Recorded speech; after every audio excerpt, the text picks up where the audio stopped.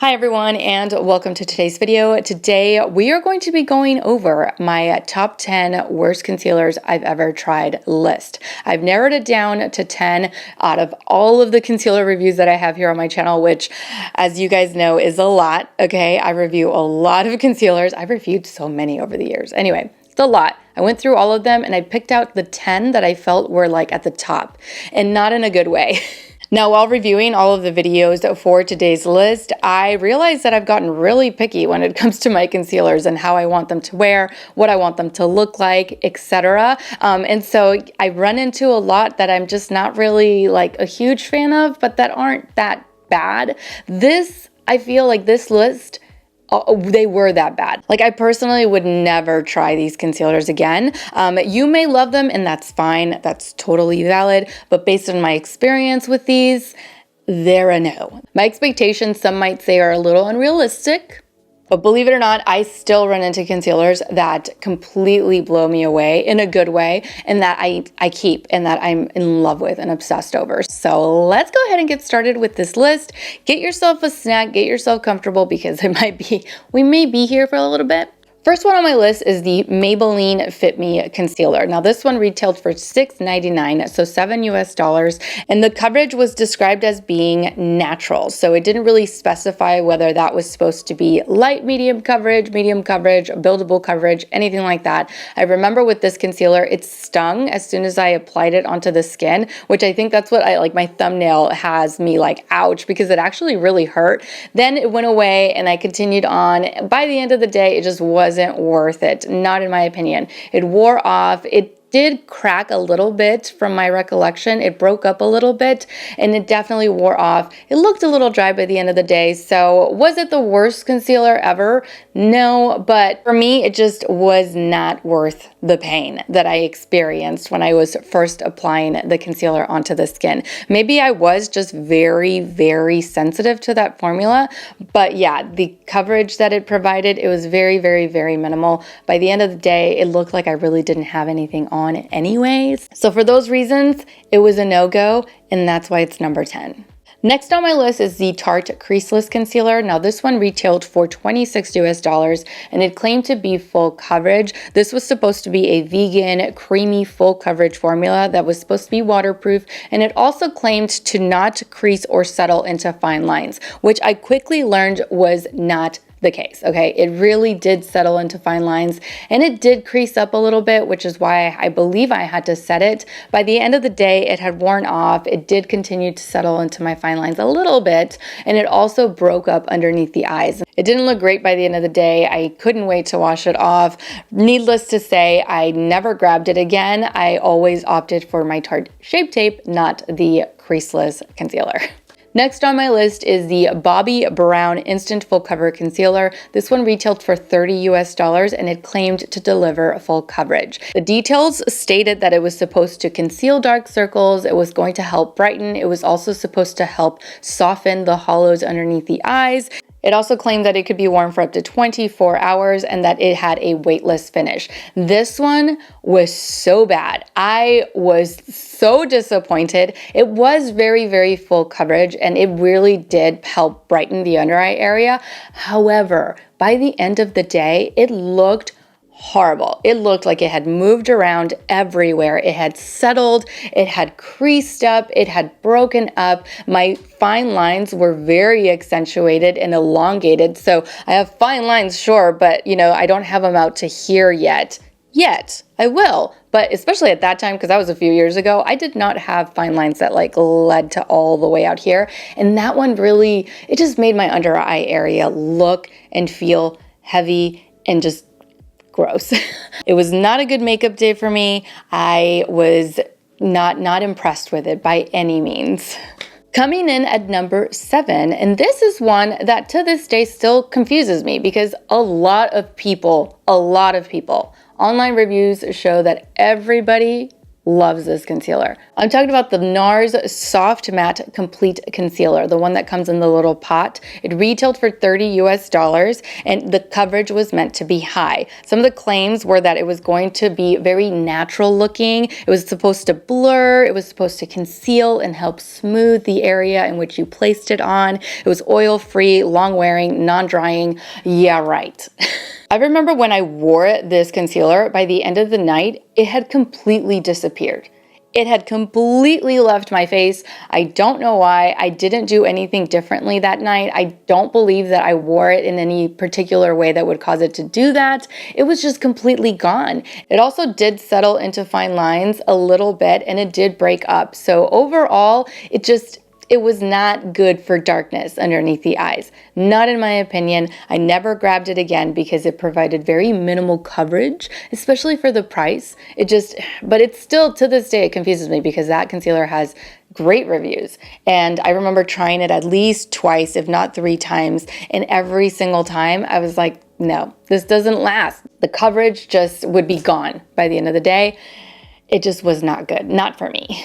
At number 6, I have the Revlon Colorstay Skin Awake Concealer. This one retailed for $11 US, and it claimed to have a buildable natural coverage formula. The description stated that you could wear this for up to 24 hours, okay? 24 hours. It did not even last 7 hours under my eyes. It completely wore off. It broke up. It just looked like I really didn't have much of anything underneath the eyes by the end of the day. And so for me, that wasn't worth it. When a concealer does that, where it leaves almost completely by the end of the day, I'd rather just not even wear a concealer, because sometimes, or more often than not, I have very, very minimal coverage, but a very dry looking under eye area, and it's broken up and it's settled. So yeah, I may as well not wear anything at that point. This one did that, and I just did not appreciate it. I didn't like it. And yeah, for that, I just never wore it again. At number 5, I have the Bare Minerals Liquid Mineral Concealer. Now this one retailed for $25 US, and the coverage was supposed to be medium buildable coverage. The formula is clean, vegan, it's meant to help brighten the under eye area, and it is also going to leave you with a natural finish.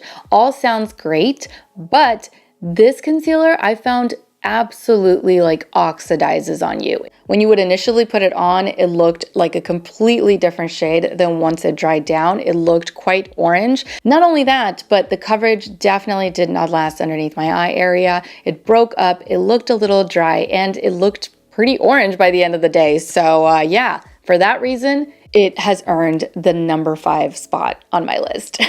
At number 4, I have the Machiage Concealer. This one retails for $28 US, and it has medium buildable coverage. It's supposed to be long lasting and enriched with hydrating ingredients, all which sounded great, but the coverage did not last underneath the eyes at all. It almost wore off completely. I don't know if you guys are seeing a recurring theme here, but a lot of these concealers did not last all day long. And I test them out for I don't know, anywhere from 7 to 9 hours at a time. That's not that long. Okay, not long at all. Some people have 10-hour shifts, 12-hour shifts. So, 7 to 9 hours is not that long. And by the end of the day, some of these concealers were completely gone, this one included.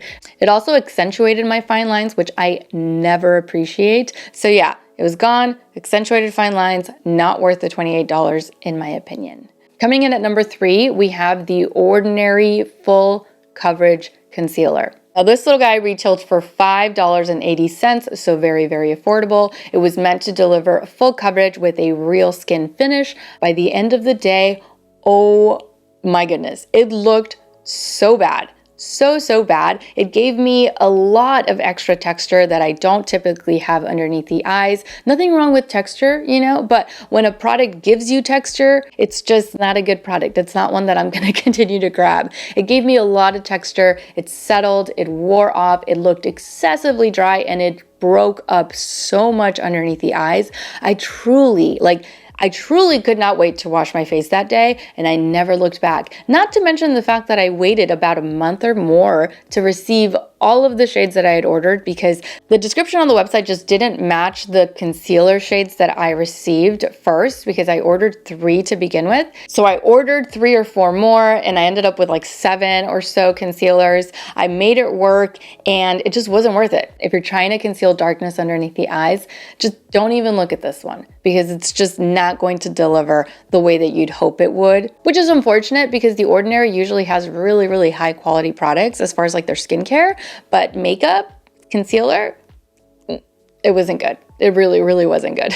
Now at number 2, I have the L'Oreal True Match Eye Cream in a Concealer. This one retailed for $15 US, so it was a little bit on the higher price point for a drugstore concealer. The formula was supposed to last for up to 24 hours on the face. It also was infused with hyaluronic acid, which is why it was like an eye cream and a concealer all in one, and it had no fragrance, which is great. As far as the coverage, it never specified what the coverage was supposed to be, but based on my experience, based on what I got from that day, it was light, like very light, medium, maybe, depending on who you are. That's the amount of coverage that you got.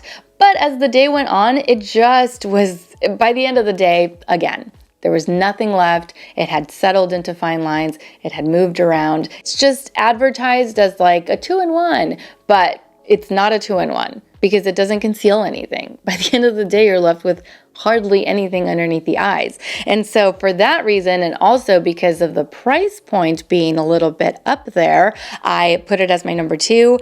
Never wore it again. It's just, it was not for me. Now coming in at number 1, this is by far the worst my under eye area has ever looked by the end of the day with any of the concealers that I've ever reviewed here on my channel. This one takes the cake. This one is the MAC Studio Fix 24-Hour Smooth Wear Concealer. This one retailed for $24 US and it was supposed to provide medium buildable coverage. It was advertised as a 24-hour everything. It can be worn for 24 hours. It smooths for 24 hours. It doesn't settle for 24 hours. It doesn't streak for 24 hours. It just stays great for 24 hours. But let me tell you, by the end of the day, which was not 24 hours, that concealer looked awful. It looked so bad underneath the eyes. I had like these little like patches around the under eye area that were just missing concealer. It looked dark. It was broken up. It just looked so bad. It moved around, broke up, settled. It did everything it claimed that it wasn't going to do in 24 hours, you know? And it did it in like 7 to 8 hours. It was blotchy. It was not a good look underneath the eyes. And I remember being very excited to end the day that day and end the review because I could not wait to wash my face twice. It was just, it wasn't good. It was not good, especially for $24. Absolutely not. So that completes today's video. It was a very, very fun one to film. Let me tell you, going back memory lane was great. Just looking at like my different setup and like the mic I didn't have and the camera that was just like my old camera from way back when. Anyway, so it was nice. It was nice to go back and look at my old videos. And I hope you guys had fun with this list. I really had a fun time making it. Let me know if you agree with my list, if you disagree with my list, or if you think I left one out. I know I had a lot that I had to cut out. So maybe I'll do like a part 2 of this. Let me know in the comment section down below whether or not you guys would like to see a part 2, because like I said, these are really, really fun to film. And I personally love watching like top 10 or whatever type videos, you know? So let me know. Hope you guys enjoyed today's video. Don't forget to subscribe so that you don't miss out on future videos. And also don't forget to follow me over on Instagram, where I absolutely love to hang out with you guys. I love to interact with you guys. I sometimes do it a lot more than others, but I'm trying to get a little bit more consistent with it, especially since I have like a good routine with the kiddos and school. You know, going back to school and waking up at 6 in the morning has been kicking my butt. But we are going to get back at it. And yeah, anyway, thank you all so much for watching. Take care, and I will see you all in my next video. Mwah! Bye.